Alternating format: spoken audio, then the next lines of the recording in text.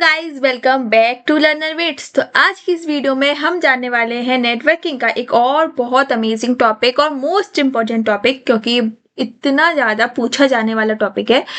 So start करते हैं कि जो नेटवर्किंग मॉडल्स हैं, आज हम उसके बारे में पढ़ने वाले हैं। क्या है नेटवर्किंग मॉडल्स, डिटेल में जानने वाले हैं, हर एक चीज़, इसके टाइप्स, इसके वर्किंग, एडवांटेजेस और डिसएडवांटेजेस भी। तो जल्दी से स्टार्ट करते हैं इस वीडियो को। अब आप सोच रहे होंगे कि ये नेटवर्किंग में मॉडल क्या है। नेटवर्किंग तो आपको पता है, लेकिन मॉडल क्या है आप ये सोच रहे होंगे। लेकिन मैं बता दूं, मॉडल का मतलब ये है कि एक नेटवर्क में एक नेटवर्क में डिवाइसेस हैं, वो किस तरीके से अरेंज हैं, किस तरीके से वो फिजिकली अरेंज है किसी भी नेटवर्क में, और उनका कम्युनिकेशन सिस्टम किस तरीके से चल रहा है और किस तरीके से डिवाइसेस अरेंज हैं, ये हमारे नेटवर्किंग मॉडल में बात की जाती है। ठीक है, तो हमारे पास 3 तरह के नेटवर्किंग मॉडल होते हैं: सेंट्रलाइज्ड, डिस्ट्रीब्यूटिव और कोलैबोरेटेड। अब इन तीनों ही मॉडल्स में इनका नाम इजी है और इनके नाम में इनका काम है, और हर एक मॉडल को हम डिटेल में समझेंगे। ठीक है, तो फर्स्ट मॉडल है हमारा सेंट्रलाइज्ड नेटवर्किंग मॉडल। जैसे इसके नाम में पता चल रहा है हमें कि कुछ ना कुछ सेंटर में कुछ होगा, ये सेंटर में कोई डिवाइस होगा, ऐसा कुछ दिख रहा है हमें। तो इसका मतलब भी कुछ ऐसा ही है कि centralised model, in a centralized model all data control and decision making are handled by one central system or server। यहाँ पर क्या होता है कि एक बीच में सेंटर में कोई सर्वर होता है या कोई सिस्टम होता है, और उसके आसपास में मल्टीपल अलग अलग डिवाइसेस होते हैं जो कि सर्वर से कनेक्ट होते हैं, और जो सारा इन डिवाइसेस का भी सारा जो डिसीजन लेने का काम है वो, और उन्हें हैंडल करने का काम, उन्हें कंट्रोल करने का और डाटा कलेक्ट करने का या डाटा शेयर करने का सारा काम करता है ये बीच में बैठा, जो सेंटर में बैठा हुआ सर्वर है और सेंट्रल सिस्टम है, वो करता है। ठीक है, ऑल अदर कंप्यूटर्स और branches depend on the main central computer. और जो सारे के सारे अदर कंप्यूटर्स होते हैं और जो भी डिवाइसेस होते हैं वो सभी उस मेन सिस्टम, सेंट्रल सिस्टम पर डिपेंड होते हैं। Think of it like a school principal. ये बिल्कुल स्कूल प्रिंसिपल जैसे है कि सारे टीचर्स कैसे स्कूल के प्रिंसिपल की बातें मानते हैं और स्कूल के प्रिंसिपल उन सारे टीचर्स को हैंडल करते हैं, उनके डिसीजन मेकिंग करते हैं। तो जो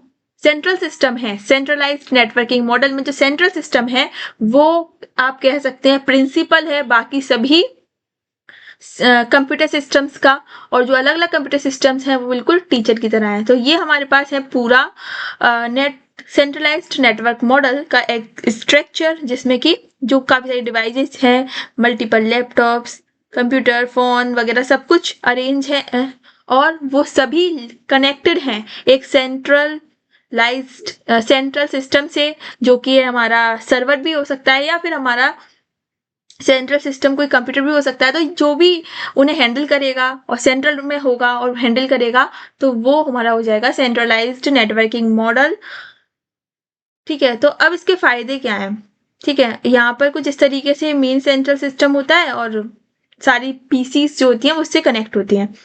अब ये काम कैसे करता है, ये central server stores all the data. जो सेंट्रल सिस्टम होता है यानी कि ये सारे डाटा को कलेक्ट करता है, स्टोर करता है।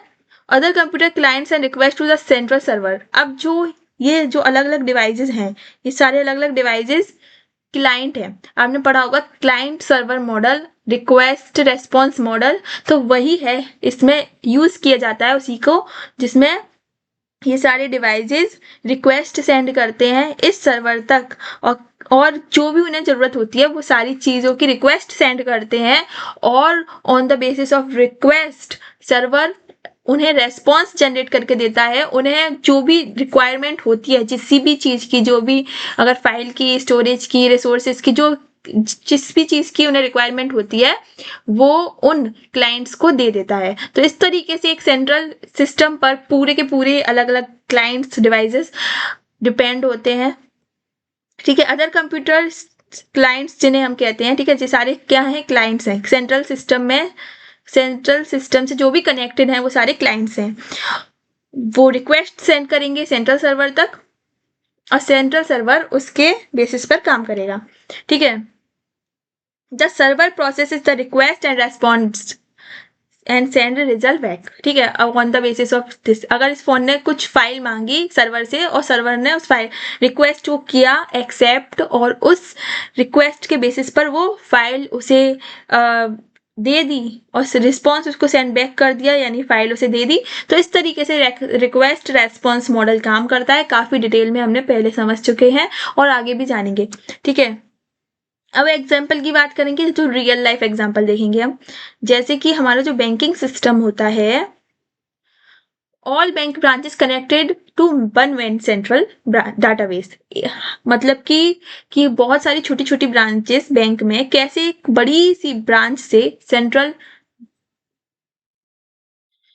जैसे सारी ब्रांचेस एक बड़े मेन सेंट्रल डाटाबेस से क्या होती है, कनेक्ट होती हैं। और अगर आपको मनी विड्रॉ करनी है दिल्ली में, तो आप रिक्वेस्ट भेजोगे उस सेंट्रल के बैंक सर्वर पर, और उस सेंट्रल बैंक सर्वर से वो रिक्वेस्ट एक्सेप्ट की जाएगी और उसके बेसिस पर कुछ रेस्पॉन्स जनरेट किया जाएगा और आपकी मनी विड्रॉ आप कर सकते हो। तो इस तरीके से हमारा कोई भी सेंट्रल सिस्टम काम करता है, कोई भी सेंट्रलाइज्ड नेटवर्किंग मॉडल काम करता है।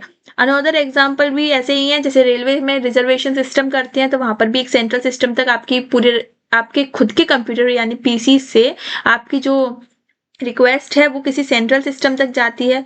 और यूनिवर्सिटी रिजल्ट सिस्टम में भी यही है कि आप अपने किसी डिवाइस से, फोन वगैरह से आप रिक्वेस्ट जनरेट करते हो और रिक्वेस्ट के बेसिस पर उस सर्वर में से रेस्पॉन्स जनरेट होता है और आपका रिजल्ट निकल जाता है। तो इस तरीके से सारे के सारे सेंट्रलाइज्ड नेटवर्किंग मॉडल पर काम करते हैं। एडवांटेजेस बहुत है, जैसे कि इजी टू कंट्रोल है, क्योंकि यहाँ पर एक सेंट्रल में सिस्टम है जो कि सबको कंट्रोल कर रहा है, तो यहाँ पे कंट्रोल और कोऑर्डिनेशन का काफी अच्छा काम हो जाएगा।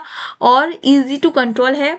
सिक्योरिटी भी यहाँ पर बहुत है, क्योंकि एक सेंट्रल सिस्टम की सिक्योरिटी हम पूरे ध्यान दे सकते हैं उस पर। बैकअप, डाटा का बैकअप भी इजीली मिल जाता है। मेंटेनेंस भी इजी है, क्योंकि सेंट्रल सिस्टम को मेंटेन करते रहो तो पूरे सिस्टम भी मेंटेन होते रहेंगे। If the central server fails, disadvantage है कि अगर सेंट्रल सिस्टम फेल हो जाएगा ना, तो सारे के सारे सिस्टम स्टॉप हो जाते हैं। जैसे कि आप देख सकते हैं, जब बहुत ज्यादा लोड होता है सर्वर पर, तो कहते हैं सर्वर नहीं आ रहा है, सर्वर नहीं आ रहा है, तो heavy load on one server, server पे हैवी लोड हो जाता है तो सर्वर काम नहीं करता और सारे के सारे सिस्टम्स फेल हो जाते हैं। Network traffic can become slow, और नेटवर्क ट्रैफिक से वो भी स्लो हो सकता है नेटवर्क ट्रैफिक। ठीक है, अब नेक्स्ट बात करेंगे हम second type of networking model, जिसे हम कहते हैं डिस्ट्रीब्यूटिव नेटवर्किंग मॉडल। सो जो डिस्ट्रीब्यूटिव नेटवर्किंग मॉडल है, इसका मतलब भी कुछ ऐसा ही है जैसे इसका नाम में आपको दिख रहा है कि इसमें कुछ ना कुछ डिस्ट्रीब्यूशन की बात की जाएगी। तो in a distributive networking model, data and processing are spread across multiple computer और servers instead of one central system. हमने सेंट्रलाइज्ड में पढ़ा था कि केवल एक सेंट्रल वाला सिस्टम था, वो सारा काम हैंडल कर रहा था और रिक्वेस्ट के बेसिस पर रेस्पॉन्स जनरेट कर रहा था। लेकिन यहाँ पर डिस्ट्रीब्यूटिव नेटवर्किंग मॉडल में सारा जो काम होगा वो डिस्ट्रीब्यूट किया जाएगा अलग अलग कंप्यूटर तक। बहुत सारे कंप्यूटर और सर्वर्स कनेक्टेड होंगे और उन मल्टीपल सर्वर्स और कंप्यूटर को कनेक्ट होने के बाद उन्हें कुछ ना कुछ काम सौंप दिया जाएगा और वो काम उन अलग अलग कंप्यूटर्स पर हो रहा होगा। जैसे कोई प्रोसेसिंग कर रहा होगा, कोई डाटा स्टोर कर रहा होगा, ऐसे करके काफी सारे काम ये कर रहे होंगे। और एक सिस्टम पर, एक सेंट्रल सर्वर पर ना डिपेंड होते हुए सारे के सारे सर्वर एक साथ कोऑर्डिनेशन के साथ काम कर रहे होंगे। Each computer can work independently but also communicate with others. सारे के सारे कंप्यूटर्स एक साथ काम कर रहे होंगे, इंडिपेंडेंटली काम कर रहे होंगे, अपना अपना काम कर रहे होंगे, लेकिन फिर भी ये एक दूसरे के साथ कम्युनिकेट करेंगे, एक दूसरे के साथ फाइल ट्रांसफर कर सकेंगे, स्टोर कर सकेंगे डाटा और कम्युनिकेट कर सकेंगे।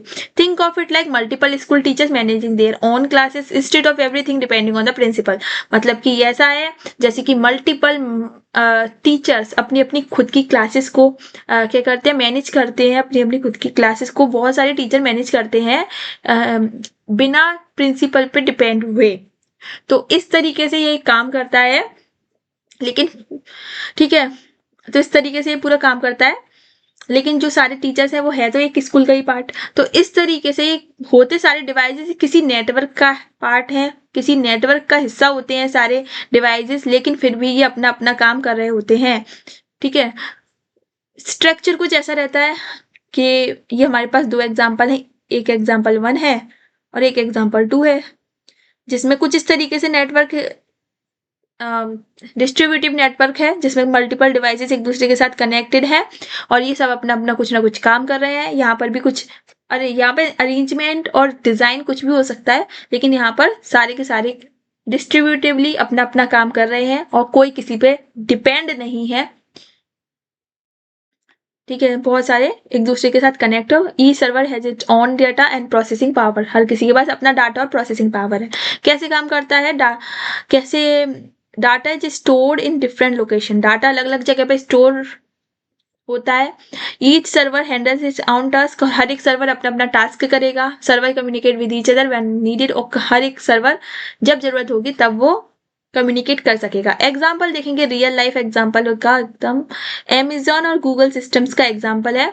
Data is stored in multiple data centres around the world. अब जो Amazon है और जो गूगल सिस्टम है वो भी डिस्ट्रीब्यूटिव नेटवर्क मॉडल पर काम करता है, उसी पर बेस्ड है, जिसमें कि काफी सारे मल्टीपल डाटा सेंटर्स हैं पूरे वर्ल्ड में, Amazon के और गूगल सिस्टम्स के, कह लो किसी की भी। इफ वन सर्वर फेल्स, यदि कोई सर्वर फेल हो जाएगा, other server continuous the service, जो और सर्वर्स होंगे वो कंटिन्यू कर सकते हैं अपनी सर्विस को। ठीक है, तो मतलब हर कोई एक दूसरे के साथ इंडिपेंडेंट है, लेकिन फिर भी एक दूसरे के साथ कम्युनिकेट कर सकता है। जब मान लो कोई सर्वर है, उसका डाटा स्टोरेज करने का काम है कि कौन कौन से ऑर्डर आए, दूसरा है कि कौन कौन से ऑर्डर चले गए। अगर इन दोनों को कम्युनिकेट करना है, अगर यहाँ से लेके हमें कुछ डाटा स्टोर कराना है दूसरे तक,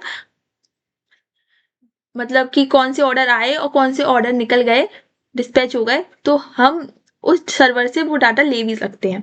ठीक है, तो ये कम्युनिकेशन हो जाएगा, लेकिन इन दोनों का काम अलग अलग है कि वो डिस्पैच ऑर्डर का हिसाब रखेगा और ये रखेगा कौन से ऑर्डर आए उसका। तो इस तरीके से ये सारा काम करते हैं। अनदर एग्जाम्पल भी ऐसी है, ATM के नेटवर्क और क्लाउड कंप्यूटिंग सिस्टम्स।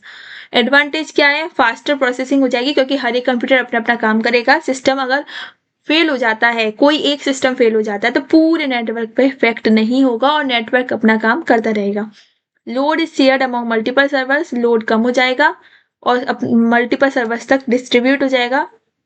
और हम यहाँ पर बहुत सारे सर्वर ऐड भी कर सकते हैं, स्केलेबल है, यानी ऐड भी कर सकते हैं, रिमूव भी कर सकते हैं सर्वर को। डिसएडवांटेज क्या हो जाएगी, थोड़ा कॉम्प्लेक्स सिस्टम है क्योंकि हर एक कंप्यूटर को, हर एक सिस्टम को अलग अलग मेंटेन करना पड़ेगा, हर एक सिस्टम को मैनेज करना पड़ेगा अलग अलग, और थोड़ा कॉम्प्लेक्सिटी जनरेट करता है। जैसे यहाँ पर देखो कितनी सारी कॉम्प्लेक्सिटी हो गई है कि कौन किससे कनेक्टेड है, इस तरीके से। और मेंटेन करना भी मुश्किल है, मैनेज करना भी मुश्किल है, क्योंकि कोई सिस्टम खराब हो जाए फिर उसे चेंज करो, फिर दूसरा सिस्टम खराब हो जाए तो फिर उसे चेंज करो, इस तरीके से। सिक्योरिटी मैनेजमेंट भी मुश्किल है क्योंकि हर एक कंप्यूटर की सिक्योरिटी देखनी पड़ेगी। तो ये हमारा पूरा था डिस्ट्रीब्यूटिव नेटवर्क मॉडल। नेक्स्ट हम बात करेंगे कोलैबोरेटिव नेटवर्क मॉडल की। अब यहाँ पर भी इसके नाम में ही इसका काम है कि कोलैबोरेटिव है, यानी कुछ ना कुछ कोलैबोरेशन होगी। तो in a collaborative model multiple system और organisation work together and share information to achieve a common goal. यहाँ पर काफी सारे सिस्टम्स, काफी सारी ऑर्गेनाइजेशंस और काफी सारे जो ऑर्गेनाइजेशन है और काफी सारे सिस्टम, काफी सारे सर्वर एक साथ मिलकर काम करेंगे और किसी कॉमन गोल को अचीव करना चाहेंगे। यानी हर एक अपना अपना काम करेगा, लेकिन केवल एक कॉमन गोल के लिए काम करेंगे। काम सबके होंगे अलग अलग, लेकिन एक साथ काम कर ये कॉमन गोल को अचीव करना चाहेंगे और इन्फॉर्मेशन को शेयर भी करेंगे। Here all participants cooperate and share resources. हर एक पार्टिसिपेंट्स यहाँ पर कॉपरेट करेगा और रिसोर्सेज को शेयर करेगा। बिल्कुल ये ऐसा ही है ग्रुप स्टडी की तरह, जहां पर हर एक अपनी अपनी नॉलेज को शेयर करता है और एक टास्क को कंप्लीट करता है। तो इस तरीके से हमारा रहेगा। ठीक है, नेक्स्ट हम बात करेंगे स्ट्रक्चर की। स्ट्रक्चर कुछ इस तरीके से रहेगा, जैसे कि यहाँ पर कोई मार्केटिंग कर रहा है, कोई सेल्स कर रहा है, कोई फाइनेंस कर रहा है। कलर है जैसे ब्लू वाले मार्केटिंग कर रहे हैं, ग्रीन वाले सेल्स कर रहे हैं और फाइनेंस वाले, रेड वाले फाइनेंस कर रहे हैं। लेकिन इन सबका काम यही है कि इस कुल मिलाकर इस ऑर्गेनाइजेशन को चलाना, जिस भी ऑर्गेनाइजेशन के लिए, जिस भी चीज़ के लिए काम कर रहे हैं, उसको हैंडल करना ही इनका काम है, उसका बिजनेस ग्रो करना इसका काम है। लेकिन हर कोई अपना अपना काम कर रहा है।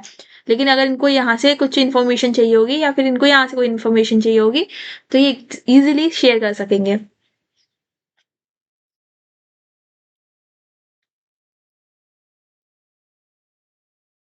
अब ये काम कैसे करते हैं? Different system connect together and through a network. एक नेटवर्क के जरिए सब एक दूसरे के साथ कनेक्ट होंगे। देखो ये पूरा एक नेटवर्क बना रहे हैं, एक दूसरे के साथ कनेक्ट है और शेयर करेंगे रिसोर्सेज को, डाटा को और नॉलेज को। अपने अपने रिसोर्सेज, डाटा और नॉलेज को शेयर करेंगे और ज्वाइंटली किसी एक गोल के लिए काम करेंगे और उसे अचीव करना चाहेंगे। जैसे एग्जांपल देखो, Google documents and Google docs.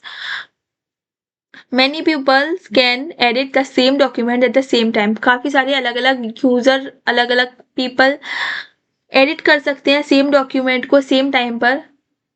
तो इस तरीके से है। और अनदर एग्जांपल भी GitHub collaboration. GitHub में भी सेम वही है कि अलग अलग अपने अपने कोड वगैरह देते हैं लोग और उन कोड को शेयर करते हैं, अपनी नॉलेज को शेयर करते हैं। ठीक है। Online team work platforms, Microsoft team वगैरह, उन सब में भी यही है, अपनी नॉलेज को शेयर करो और एक नेटवर्क के साथ कनेक्ट होते हैं और अपने किसी कॉमन गोल को अचीव करना चाहते हैं। इंटरनेशनल रिसर्च नेटवर्क्स भी सेम इसी पर बेस्ड है। एडवांटेजेस रहेगी बेटर टीम वर्क बेटर होता है, इनोवेशन भी फास्टर होती है, इन्फॉर्मेशन शेयरिंग भी फास्टर होती है, नॉलेज शेयरिंग भी फास्टर होती है, इंक्रीज होती है यहाँ पर प्रोडक्टिविटी। और डिसएडवांटेज क्या होंगे? यहाँ पे डाटा प्राइवेसी के थोड़े से इशू रहते हैं क्योंकि नेटवर्क में काफ़ी सारे लोग हैं, तो कहीं ना कहीं डाटा का प्राइवेसी का इशू रहता है।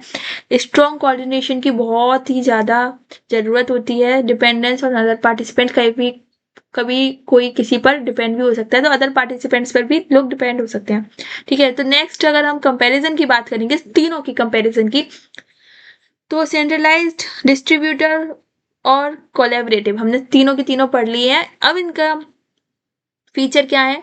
ये एक सेंट्रल सिस्टम पर डिपेंड होते हैं। ये मल्टीपल सिस्टम्स होते हैं, मल्टीपल सिस्टम अपना अपना काम करते हैं और यहाँ पर शेयर कंट्रोल होता है।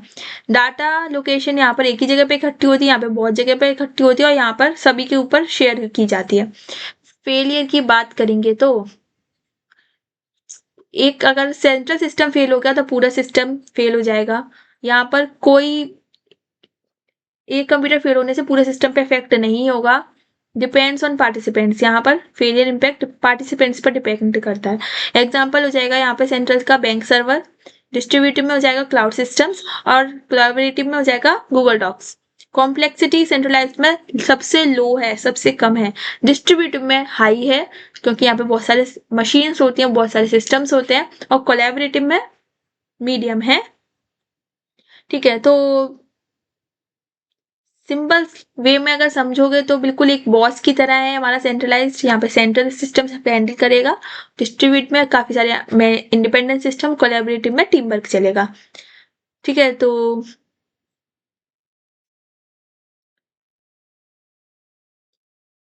आई होप आपको ये वीडियो सब अच्छी लगी होगी और अगर आपको अच्छी लगी हो, समझ में आया है, तो हमारे चैनल को सब्सक्राइब करना ना भूलें। Thank you for watching Learner Wits, keep watching, stay tuned, bye.